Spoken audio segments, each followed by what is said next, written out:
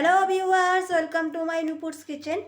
Good afternoon everyone. আজকে আমি তোমাদের সামনে সোয়া চাংস বিরিয়ানির একটি রেসিপি শেয়ার করছি। তো এটাকে তিহারিও বলা যেতে পারে, তো আমি এটাকে বিরিয়ানি স্টাইলে দেখাচ্ছি। সয়াবিনগুলো নিয়েছি, নিয়ে একটুখানি হলুদ দিয়ে নিয়েছি। সয়াবিনগুলো কিন্তু গরম জলে সেদ্ধ করে জল ঝরিয়ে নেওয়া আছে। আর তার সঙ্গে আমি এখানে খুব সামান্য নুন দিয়ে দেবো, দিয়ে খুব ভালোভাবে আমাকে একটু মিশিয়ে নিতে হবে। আর তার সঙ্গে এখানে আমি অ্যাড করে দিচ্ছি কাশ্মীরি রেড চিলি পাউডার। একটু ম্যারিনেট করে নেব। সমস্ত কিছু ভালো করে ম্যারিনেট করে নিলে এবারে আমি একটা কড়া বসিয়ে দিচ্ছি। কড়াটা ভালো করে জেলে নিচ্ছি, গ্যাস জেলে নিয়ে সয়াবিনগুলো একটু ভেজে নিতে হবে লাল লাল করে। আচ্ছা, এখানে আমার তেল গরম হয়ে গেছে। আমি খুব সামান্য সাদা তেল দিয়েছি, মানে আমি ফার্স্টে বেরেস্তাটা করে নেবো। সয়াবিনগুলো ম্যারিনেট করতে দিয়েছি, তো বেরেস্তাটা তোমরা এখানে সাদা তেলে করতে পারো, আমি সাদা তেলেই করছি। তো এখানে একটা আমি বেরেস্তা বানিয়ে নেব, যেটা আমার লেয়ারে করতে খুব সুবিধা হবে। আর এই রান্নাটা খুবই জনপ্রিয়, তো তোমরা অবশ্যই দুপুরে লাঞ্চে বানিয়ে খেতে পারো, খেতেও খুব সুন্দর হয়। আর অবশ্যই যারা ফেসবুক থেকে দেখছো তারা আমার পেজটি ফলো করে দিও, যারা ইউটিউব থেকে দেখছো তারা একটু সাবস্ক্রাইব করে দিয়ে পাশে থাকবে। আর অবশ্যই পাশে বেল নোটিফিকেশান আইকনটি ক্লিক করে দেবে। তার ফলে কী হবে, তোমরা সমস্ত রকম আমার ভিডিও পেয়ে যাবে। সেখানে আমি কোনো রকম নুন অ্যাড করছি না। একটু হাই ফ্লেমে একটুখানি, খুব লাল লাল করে ভাজবো না, একটু ব্রাউন হলেই আমাকে তুলে নিতে হবে।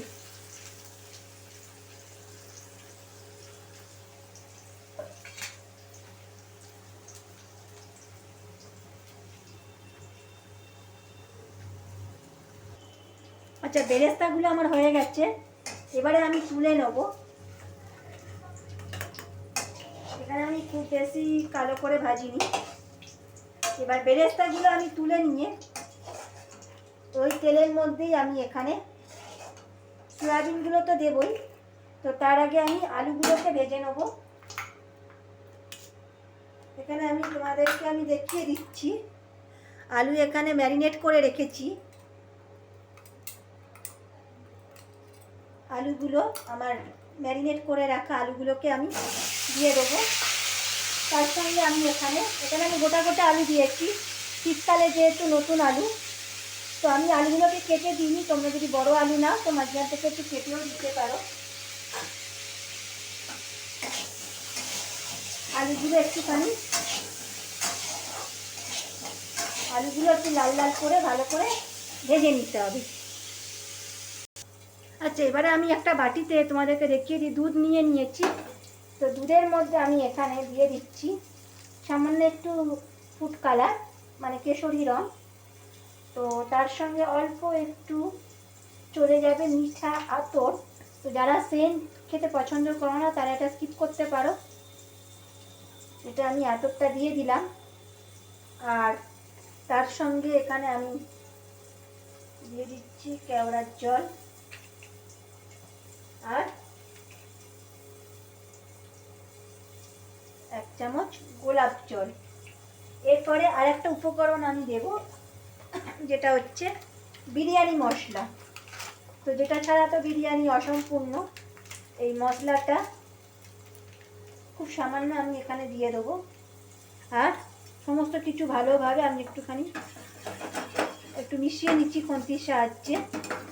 এই মশলাটা কিন্তু আমি যখন লেয়ার করব তখন আমি দিয়ে দেবো।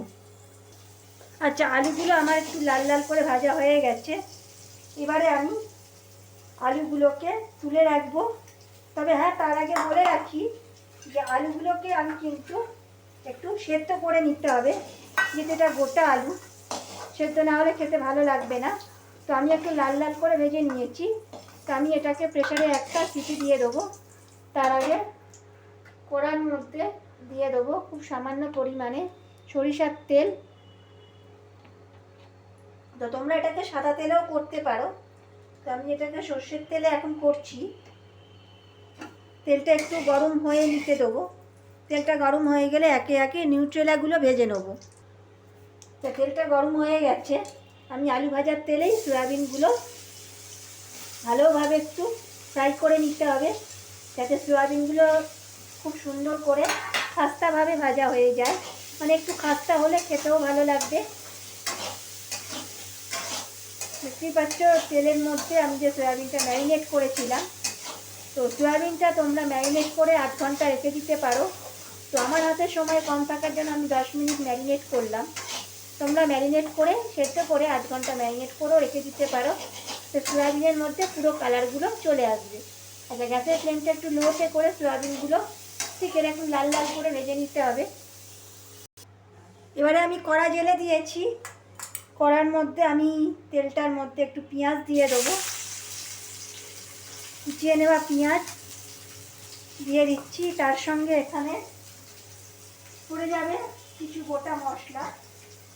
তো আমাকে এখানে পেঁয়াজটার সাথে সাথে পেঁয়াজটা যাতে খুব ভালোভাবে মিশে যায়, তো আমি সামান্য নুন দেব। তো তার আগে গোটা জিরেটা আমি দিয়ে দেবো। আর পেঁয়াজটা নরম হওয়ার জন্য খুব সামান্য পরিমাণে আমি নুন দেব। কিন্তু সয়াবিনগুলোতে আমার নুন ছিল, তো আমি আর নুন দেব না।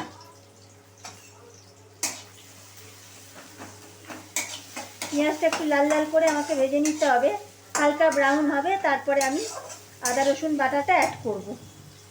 এখানে আমি একটা হাঁড়িতে জল নিয়ে নিয়েছি, তো জলটা গরম করতে দিচ্ছি। তার মধ্যে আমি গোটা গরম মশলাটা আমি ঢেলে দিলাম, আর দিয়ে দেবো স্বাদ অনুসারে নুন। তো চালটা আমি 1 ঘন্টা ভিজিয়ে রেখেছিলাম। জলটা ফুটে উঠলেই 1 চামচ আমি নুন দিয়ে দেবো, আরও সামান্য একটু নুন দেব। এবারে আমি ঢাকনা দিয়ে ঢেকে দেবো, যাতে জলটা ভালো মতন ফুটে যায়। এবারে আমি দিয়ে দিচ্ছি আদা কাঁচা লঙ্কার একটা পেস্ট, আর তার সঙ্গে রসুন। আদা রসুন আর কাঁচা লঙ্কার একটু পেস্ট দিয়ে দিলাম। গ্যাসের ফ্লেমটা একটু হাই রাখছি। সমস্ত মশলা একটু ভালো করে আমাকে কষিয়ে নিতে হবে। আচ্ছা, এবারে আমি একটু দিয়ে দেবো টমেটো পিউরি। পড়ে গেল টমেটো পিউরি, আর টক দই। খুব ভালোভাবে একটু ফেটিয়ে নিতে হবে। দইটা যাতে কেটে না যায়, আমাকে কোনোভাবে একটু নেড়ে যেতে হবে, যাতে দইটা যাতে খুব ভালোভাবে মিশে যায়। এইভাবে একটুখানি ভালো করে আমি একটু মিশিয়ে নিচ্ছি। আচ্ছা, গ্যাসের ফ্লেমটা একটু লো রাখছি, খুব বেশি হাই করার দরকার নেই। এবারে আমি কিছু গুঁড়ো মশলা আমি অ্যাড করে দেবো। গুঁড়ো মশলার মধ্যে আমাকে ফার্স্টে অ্যাড করতে হবে কাশ্মীরি লঙ্কার গুঁড়ো 1 টিস্পুন। আচ্ছা, এটা কালারের জন্য। আর হলদি পাউডার মানে হলুদের গুঁড়ো হচ্ছে 1/2 টিস্পুন। যেহেতু সয়াবিনটা আমার নুন হলুদ মাখিয়ে ম্যারিনেট করা ছিল। আর এখানে আমি দিয়ে দিচ্ছি সোয়া চাঙ্ক মশলা পাউডার।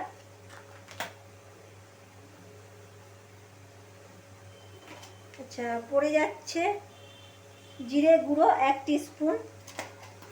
আর সবার শেষে যেটা আমি মেশাবো সেটা হচ্ছে বিরিয়ানি মশলা।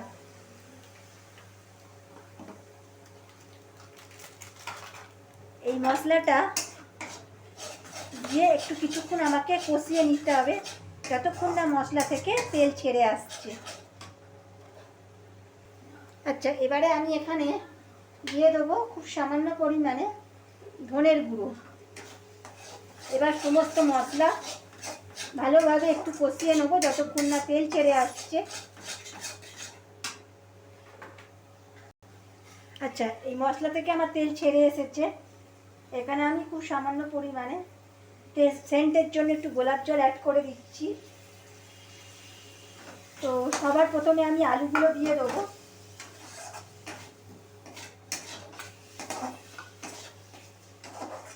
আলুগুলো দিয়ে একটুখানি কষিয়ে নিতে হবে।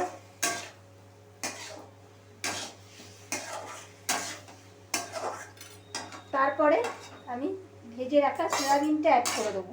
তো যেহেতু আমার সয়াবিনে নুন দেওয়া ছিল আর পেঁয়াজ ভাজার সময় একটু নুন দিয়েছিলাম, তাই আমি এখানে আর কোনোভাবেই এখন নুন অ্যাড করব না। তো নুনটা যদি বেশি হয়ে যায় খেতে অসুবিধা হবে। তো এটাকে আমি ভালো করে কষিয়ে নিচ্ছি। আচ্ছা, জলটা আমার ফুটে গেছে।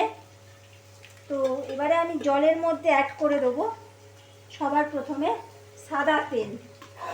তাতে করে কী হয়, খুব ঝরঝরে হয়। খুব সামান্য পরিমাণে আমি সাদা তেল দিয়ে দিলাম।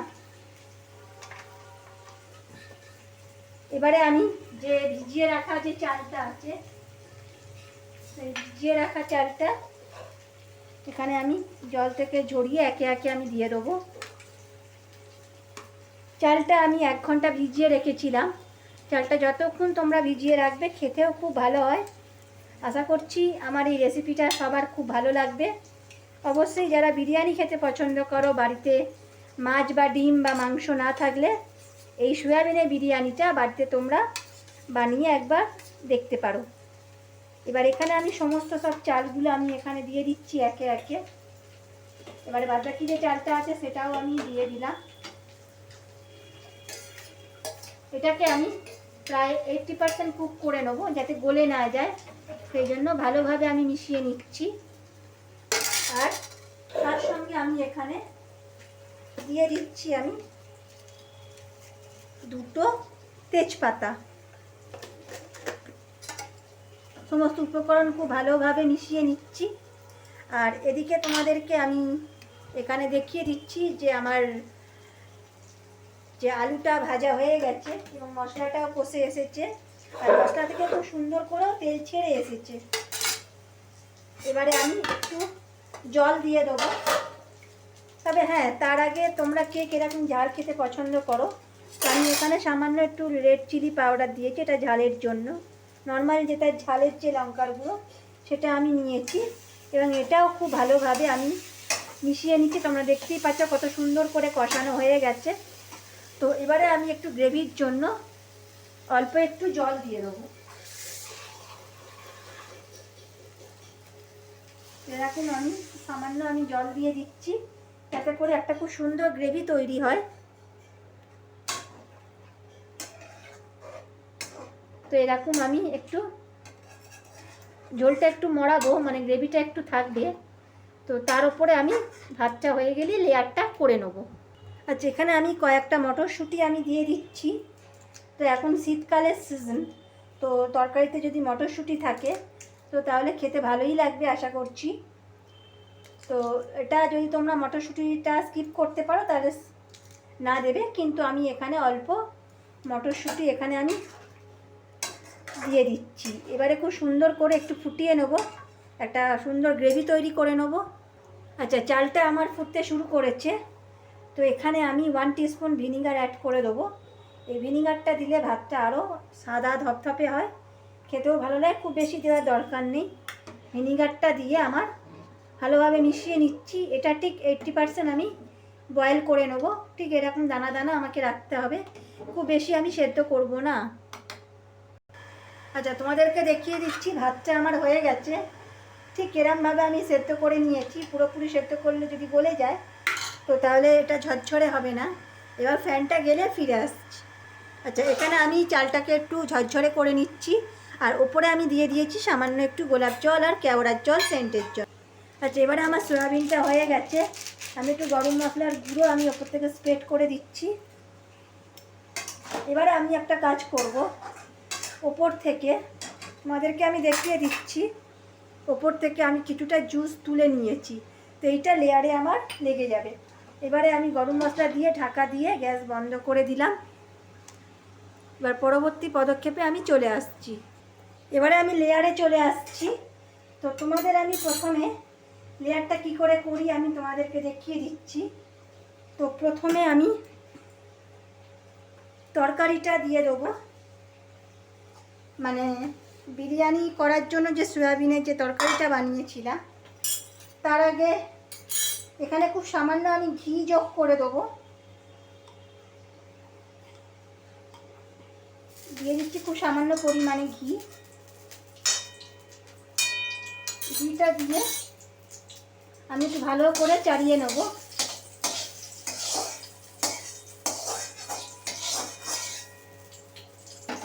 এবারে আমি প্রথমে তরকারিটা দিয়ে দেবো। পড়ে গেছে একটা আলু আর সয়াবিন, আর একটা আলু আর কিছু সয়াবিন দিয়ে দিলাম। তারপরে আমি এখানে ভাতটা দিয়ে দেবো। ভাতটা যেহেতু আমি পুরো সেদ্ধ করিনি, তো ভাতটা দমই হয়ে যাবে। আচ্ছা, এবারে আমি ওপর থেকে ছড়িয়ে দিচ্ছি। তার সঙ্গে এখানে আমি যে জুসটা আমি রেখেছিলাম, সেই জুসটা একটু ওপর থেকে আমি ছড়িয়ে দেবো। এতে করে কী হবে, বিরিয়ানিটা খুব বেশি ড্রাই হবে না। তো যারা ড্রাই বিরিয়ানি পছন্দ করো তারা ড্রাই করতে পারো, কিন্তু আমাদের বাড়িতে একটু জুসি বিরিয়ানিটাই বেশি চলে। তো আমি এর আগে জুসি চিকেন বিরিয়ানিও বানিয়েছিলাম। তো এই বিরিয়ানিটা অবশ্যই তোমরা বাড়িতে ট্রাই করবে, আশা করছি সবার খুব ভালো লাগবে। এবারে আমি এখানে আরও কিছুটা পরিমাণে ভাত দিয়ে দেবো। ভাতটা দিয়ে আমি এখানে লেয়ারটা করে নেবো। আমি এখানে 3 বার করব।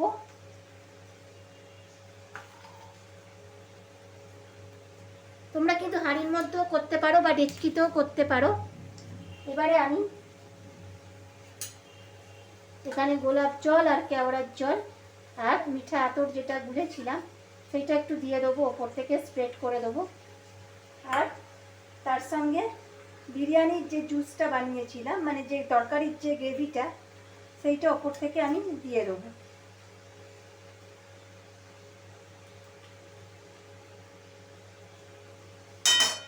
এবারে আরেকটা লেয়ার আমি দেখাচ্ছি। এবারে আরও 2 পিস আলু আমি দিয়ে দিলাম, ফাইনাল লেয়ার।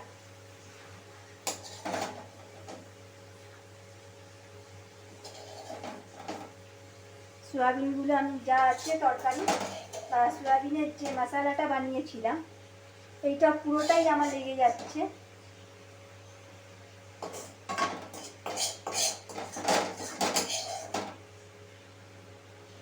একটু চারিদিকে স্প্রেড করে দেবো।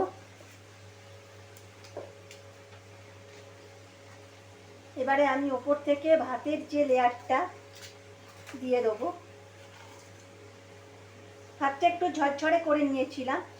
তো ভাতটা ঝরঝরে করলে কী হয়, দমে আমার বেশিক্ষণ রাখতে লাগে না। কিন্তু আমি এখানে 3 বারে আমি লেয়ারটা করলাম। তো আমি বিরিয়ানি করলে লেয়ার বিরিয়ানিটাই করার চেষ্টা করি, যেহেতু এটা আমার খুব পছন্দের। তো এরপরে আমি যেটা দেব, এই জুসটা ফাইনালি যেটা রেখেছিলাম এটা পুরোটাই দিয়ে দেবো। তো গোলাপ জলের কেওড়ার জল আর এই যে মিশ্রণটা গুলেছিলাম মিঠা আতরে, এটাও দিয়ে দেবো। তবে খুব বেশি এটা দেওয়ার দরকার নেই। যারা সেন্ট খেতে একদমই পছন্দ করো না তারা এটাকে স্কিপ করতে পারো। আর এবারে আমি বেরেস্তাটা দিয়ে দেবো ওপর থেকে।